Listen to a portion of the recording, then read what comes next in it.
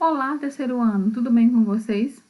Iniciando uma aula de leitura. Na verdade, gente, hoje é uma aula, né, que antecede a nossa aula de trabalho, né? E assim, já faz um tempinho que a gente terminou de ler Vidas Secas, né? E eu apresentei para vocês o livro, né, O Triste Fim de Policarpo Quaresma. E isso já faz um tempinho, já tem mais de mês. Então já está na hora da gente terminar essa leitura. Então vocês vão ter até o dia 20 desse mês para terminar essa leitura. E, meus caros, a aula de hoje, na verdade, é uma aula bem rapidinha, só para a gente comentar algumas coisas desse livro. Então, não sei se vocês se recordam, e se vocês já assistiram a aula passada sobre esse livro, a aula que eu dei sobre esse livro, por favor, quem não assistiu, assista. Eu mencionei com vocês que esse livro trata de várias questões sobre política, sobre cidadania, né, em relação à história do Brasil. E hoje eu separei, né, eu pensei, como eu não quero que vocês tirem as próprias conclusões de vocês, com a impressão de leitura de vocês, eu hoje quero falar sobre algumas questões do livro que são muito importantes. Bem, eu mencionei para vocês na aula passada que esse livro é um livro pré-modernista, né? É o preâmbulo do modernismo no Brasil. O pré-modernismo foi um movimento que antecedeu a Semana de Arte Moderna e foi um movimento que ficou muito famoso por tratar de questões muito importantes para o Brasil, né? E começa lá com os Sertões, do Euclides da Cunha, né? E aí tem um livro do Monteiro Lobato, chamado Urupês, que vai tratar dos imigrantes que chegam no Brasil e que vivem em estado de extrema pobreza. Esses imigrantes vêm fugindo de guerras, da fome da Europa e estão aqui não estão passando muito bem, né? E é sobre isso que esse romance trata. E nós temos também nesse período literário, digamos assim, nós temos o Lima Barreto, que traz para a gente esse livro, né, O Triste Fim de Policarpo Quaresma. E essa aula de hoje eu pensei em começar com vocês sobre os exageros do Policarpo Quaresma. O Policarpo Quaresma é um ufanista. O que seria isso? Seria aquela pessoa que tem muito, mas muito orgulho de ser brasileiro, né? E esse orgulho dele, né, de ser brasileiro, às vezes passa dos limites, né? Ele exagera e às vezes até as pessoas acham que ele tem algum problema psicológico em relação a essa obsessão que ele tem com esse amor à pátria. Como se a pátria, reparem bem no que eu vou falar, como se a pátria fosse a obsessão do Policarpo Quaresma. Então ele tem aquela vida dele pacata, é um funcionário público, que mora com a irmã assim, tem um amigo, né? E assim, um amigo que o ajuda a tocar violão. Não tem grandes amizades no trabalho, justamente por ser considerado uma pessoa estranha, né? Os colegas dele dizem que ele é uma pessoa estranha, por isso não querem proximidade com ele. Então ele vive naquele mundinho, naquela redoma, né? Pregando como é que eu vou dizer? As boas coisas que o Brasil tem. Então, a princípio, o livro trata de uma crítica, né, social do escritor Lima Barreto. O livro é claramente uma crítica social que o escritor faz, né? E esse protagonista, o Policarpo Quaresma, ele é um entusiasta da pátria, né? Então ele ama a sua pátria, Brasil, né? Ele ama o Brasil, ele quer entender o Brasil é a grande obsessão dele.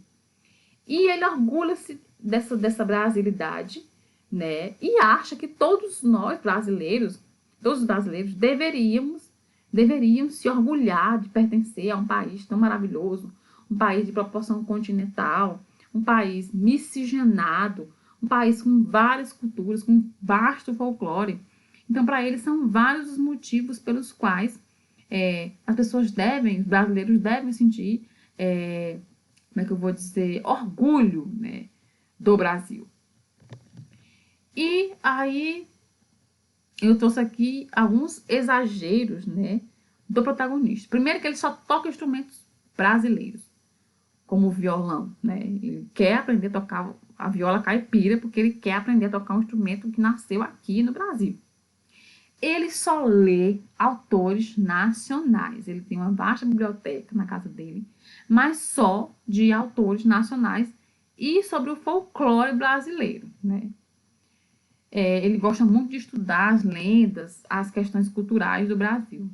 E também vai chegar em um determinado ponto do livro em que ele vai dizer que a terra brasileira é uma terra muito fértil, que tudo que se planta dá. E aí ele vai realmente comprar um sítio e vai plantar, né? E vai produzir, né? Vai querer ver essa mãe terra brasileira, né? Prosperando, né? Dando frutos. Uma das coisas também que ele exagera pra caramba é quando ele faz um requerimento, onde ele exige, ele não está pedindo, ele exige que as pessoas voltem a falar Tupi-Guarani, porque na concepção dele, a língua portuguesa, né, a qual nós falamos, é um empréstimo de Portugal. Mas a gente deveria falar a língua dos indígenas, dos nativos daqui do Brasil, Tupi-Guarani, né? E esse requerimento vai custar realmente as pessoas acharem que ele não está muito bem da cabeça.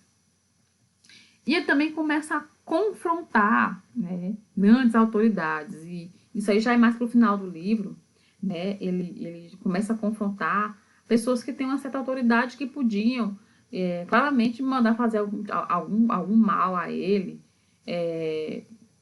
Mas ele não se importa, porque na verdade, quando ele vai confrontar essas autoridades, é justamente para falar sobre os brasileiros, né? Que os brasileiros não estariam sendo bem tratados e que essa autoridade deveria fazer alguma coisa. E aí também, nessa mesma vertente de lutar por essa brasilidade, ele valoriza até, ele vai valorizar até as armas nacionais, né? Ele vai mencionar a questão das armas nacionais, das quais ele também se orgulha, né? Ele se ufana de ser brasileiro. Enfim, vocês estão percebendo que ele é bem exagerado nesse amor ao Brasil. E não é spoiler nenhum dizer para vocês que o Policarpo Quaresma tem um fim, né? O próprio título do livro já diz, o triste fim de Policarpo Quaresma. Só que é um final inesperado e um final injusto também, né? E a principal questão aqui não é nem a questão da morte dele, porque quando você está lendo, quando você pega o livro para ler, você já sabe que ele vai falecer. Mas a questão principal aqui é a maneira como ele morre, né? Por que ele morre. E aí eu não vou dizer para vocês, não adianta, vocês vão ter que ler o livro. Mas assim, o final dele é muito trágico, é muito triste. E não só o final é triste, mas, por exemplo, o motivo pelo qual ele foi executado e como ele foi executado dá uma ideia totalmente... É uma ironia que acontece com ele, né? É uma grande ironia ao livro. Então, é um livro que vai falar dessa questão da injustiça do Brasil, desse jeitinho brasileiro, da corrupção inerente. E vai falar sobre várias questões sobre esse nosso Brasilzão. Então, essa aula de hoje é só para comentar isso com vocês. Fiquem atentos, que eu vou mandar o trabalho no grupo. Por favor, gente, não faça eu flexibilizar o prazo, porque atrapalha todo um cronograma, tá? Então, assim, quando eu colocar o trabalho no grupo, por favor, tentem, como é que eu vou dizer, fazer o trabalho no período certo. Vocês já tiveram tempo para ler essa obra. E aí a gente vai focar, né, em outra obra, que é muito importante também. Todas as obras são importantes. E vocês vão perceber que essas obras, elas acabam se convergindo, elas acabam dialogando. E é por isso que esse livro acabou entrando no rol dos principais livros da literatura brasileira, que é cobrado nos principais vestibulares por aí afora, inclusive na UNB, porque a UNB não aderiu totalmente o Enem, né? Só 50%. Então, é um livro que realmente, para você que é brasileiro, é uma leitura obrigatória. Então, vocês já sabem. Se vocês tiverem dúvidas, entrem em contato. Aproveite esse tempinho para terminar a leitura de vocês, tá? Dúvidas, como eu já falei e reitero, entrem em contato. Evitem essas resenhas na internet. Tem gente séria na internet, mas também tem gente muito picareta dando informação falsa. Tá bom? Então, por hoje é só. Um grande abraço e até mais!